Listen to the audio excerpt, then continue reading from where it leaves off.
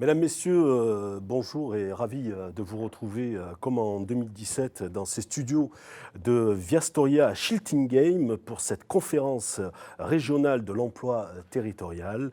Vous le savez, c'est un événement exceptionnel auquel nous allons assister en direct pendant 3 heures environ avec les témoignages de nos invités sur ce plateau, mais aussi des agents, des collectivités territoriales, des cadres de centres de gestion ou encore de Pôle emploi que nous sommes allés rencontrer chez eux pour donner à cette conférence sa véritable dimension interrégionale. L'intitulé de cette matinée apporte d'ores et déjà des réponses aux questions que vous posez, insertion, reclassement, évolution professionnelle. Parlons employabilité dans nos collectivités territoriales. Dans l'opinion publique, il est acté que l'époque de l'emploi à vie était révolue. Certains suivent le rythme, s'adaptent, se forment, se glissent avec aisance dans ce nouveau cadre. D'autres moins éprouvent des difficultés à suivre le rythme de cette révolution permanente dont le numérique impose à tous des réactualisations régulières de connaissances, employabilité subie ou choisie, comment s'affirmer ou suivre le rythme, l'employabilité est le prototype du sujet à tiroir que nous allons faire en sorte d'en ouvrir le plus grand nombre avec plusieurs intervenants qui se succéderont sur ce plateau et échangeront entre elles pour évoquer ce qui se fait et ouvrir des pistes de solutions, des scénarios pour nos téléspectateurs, nombreux d'ailleurs derrière leur écran, je rappelle, qui peuvent se connecter. Ces derniers qui sont derrière l'écran auront d'ailleurs l'occasion régulièrement de nous poser des questions et je ferai en sorte de les remonter après un premier élagage qui se produira dans nos studios. Je vous présente donc les intervenants qui vont venir et qui vont rapidement devenir familiers pour tout le monde. Michel Lorenz, bien entendu, est à mes côtés. Vous êtes le président du centre de gestion du Bas-Rhin et coordonnateur de l'interrégion Est. Delphine Goujon, secrétaire générale de la région Grand Est et qui est DRH, Hervé Monoro, médecin de prévention au centre de gestion de la Nièvre, qui va pas tarder à nous rejoindre sur ce plateau, Frédéric Cher, directeur du centre de gestion des Vosges, Régine Palombo, responsable du pôle compétences ressources humaines à l'INET du CNFPT, et Véronique Dubois, qui est chargée de mission emploi donc au centre, à l'interrégion, et qui nous fera un petit point sur les dernières données statistiques de l'emploi. On va commencer, c'est la tradition, Président, ensemble, avec quelques petites questions. Pourquoi avoir choisi ce thème de l'employabilité?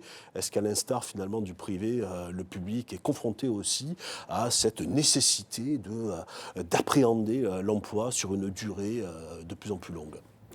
Alors tout d'abord, bonjour Stéphane Menu, merci d'organiser une fois de plus, en tout cas d'animer nos débats pour cette conférence régionale de l'emploi public organisée donc par les centres de gestion. Alors voilà, je me permets, avant de répondre tout de suite à votre question, un petit élément de publicité pour nos centres de gestion qui sont à la manœuvre. C'est une obligation que nous avons, les centres de gestion, d'organiser cette conférence régionale de l'emploi, mais c'est avec plaisir que nous le faisons. Et puis on s'est également donné les moyens, puisque vous avez présenté tout à l'heure Madame Dubois qui interviendra. Alors les centres de gestion, on les voit défiler derrière vous pour nos téléspectateurs, puisqu'on est effectivement 18. Alors on le voit avec notre petit logo, on voit un orange-rouge. En fait, il y a maintenant 2 grandes régions, mais pour nous, elles n'étaient pas assez grandes, donc on a fait une très grande région qui regroupe... Et puis c'est une spécificité nationale, hein, il faut oui, bien le voir. voilà. Et ça fait longtemps.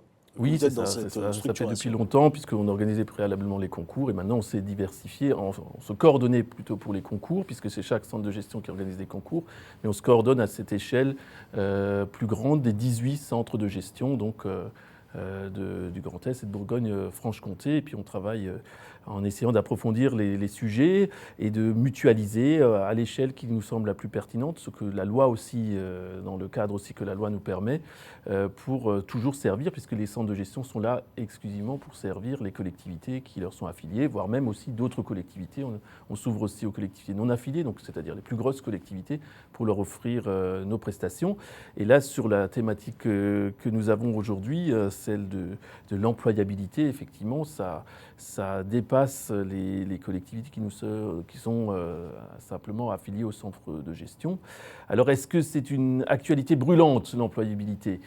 je dirais peut-être pas forcément brûlante, quoiqu'on va peut-être y revenir. Il y a aussi eu un décret récemment, notamment sur la période préparatoire au reclassement. Mais c'est en tout cas une actualité permanente, puisque effectivement, comme vous l'avez dit dans votre introduction, on a une évolution fondamentale, profonde dans la fonction publique, et qui évolue avec cette question que se posent les agents qui sont dans cette fonction publique de leur employabilité.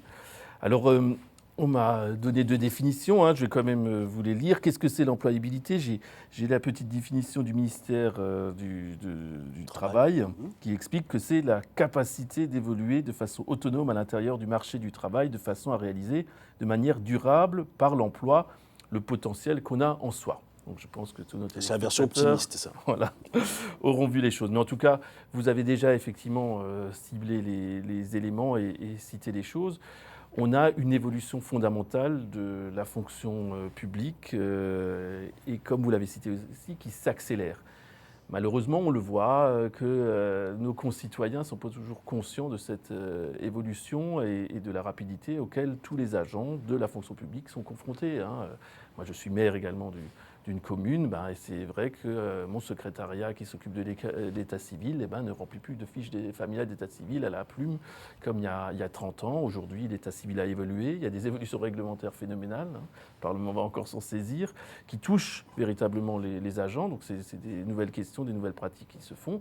Et aussi, vous l'avez dit, l'apparition du numérique avec tous les effets. Ce n'est pas seulement l'informatique, c'est aussi des demandes aujourd'hui qu'ont les usagers de changer. Donc on a, ça c'est pour les filières administratives, mais dans les autres filières également, des évolutions phénoménales que vivent nos agents.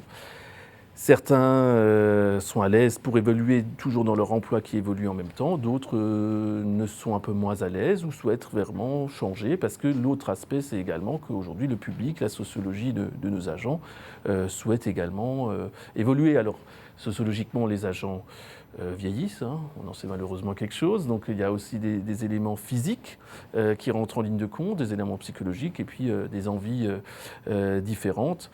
Donc pour ça, les centres de gestion, depuis de nombreuses années, ont mis en place toute une série de mesures, toute une série d'actions pour ces questions-là, pour accompagner à la fois les évolutions législatives. Donc on parlait avant d'actualité brûlante, c'est effectivement depuis un décret de mars qu'en matière de reclassement, un nouveau dispositif va être mis en œuvre. Cette période préparatoire au reclassement, pour les agents qui sont reconnus inaptes dans leurs fonctions, ils auront pendant 1 an la possibilité d'être formés, d'avoir un bilan de compétences, etc. Donc le centre de gestion dans ses compétences, déjà sur le bilan de compétences pour l'accompagnement des agents, avec le CNFPT aussi, qui est partenaire de cette réunion ce matin, avec une personne de l'INED qui interviendra aussi. Nous avons l'habitude de traiter ces éléments-là, ces nouvelles dispositions législatives, mais depuis longtemps également, je pense notamment à tout ce qui est évolution de la vie et des capacités physiques. On a une politique en matière de prévention des risques qui conduit aussi à faire prendre conscience aux autorités territoriales de la nécessité de comprendre toutes ces évolutions, d'améliorer au niveau de l'ergonomie, au niveau des conditions de travail, ce qui permet aussi aux agents de mieux se sentir, de mieux pouvoir évoluer dans les métiers qu'ils exercent. Donc agir en amont, être dans cette dynamique-là pour faire en sorte que la gestion de carrière soit mieux maîtrisée, je suppose. C'est un impératif aujourd'hui. Parce que cette accélération, de fait, je veux dire, connaît une plus grande évolution dans un contexte où on vieillissait aussi avant, forcément, mais où l'adaptabilité est de plus en plus importante. Vous l'avez bien dit, c'est vraiment ça l'enjeu, c'est d'être en capacité d'agir en amont, sur la question même là, des évolutions physiques, cette question de l'ergonomie. La plupart de nos centres de gestion se sont véritablement dotés maintenant d'ergonomes qui peuvent intervenir auprès des collectivités, mieux comprendre sur chaque poste, sur chaque suggestion particulière liée à chaque poste, quelles peuvent être les évolutions. Les collectivités collectivités peuvent saisir leur centre de gestion, faire appel à cet ergonome qui pourra mieux comprendre, qui est aussi au fait, parce qu'il voit les choses qui se passent ailleurs, des évolutions possibles pour préparer, pour éviter le drame qui est un accident, parce qu'on voit aussi dans une carrière un accident qui, voilà, c'est catastrophique pour la poursuite, donc pour vraiment anticiper. Donc c'est cette question de l'anticipation qu'on essaye à ce niveau-là. On essaye aussi, au-delà des problèmes physiques, d'autres anticipations, quand on a des soucis, effectivement, voilà, même sur l'état psychologique par rapport au travail, on essaye aussi, les centres de gestion, de trouver des solutions, mais je crois qu'on va les voir. On va les aborder. Président, ce que je vous propose, c'est qu'on va... Je vous le dis, le programme est absolument riche ce matin. Et donc, on conclura peut-être en 2-3 minutes ensemble en fin de matinée. Donc, vous allez rejoindre un moment ou un autre donc, le public sur ce plateau.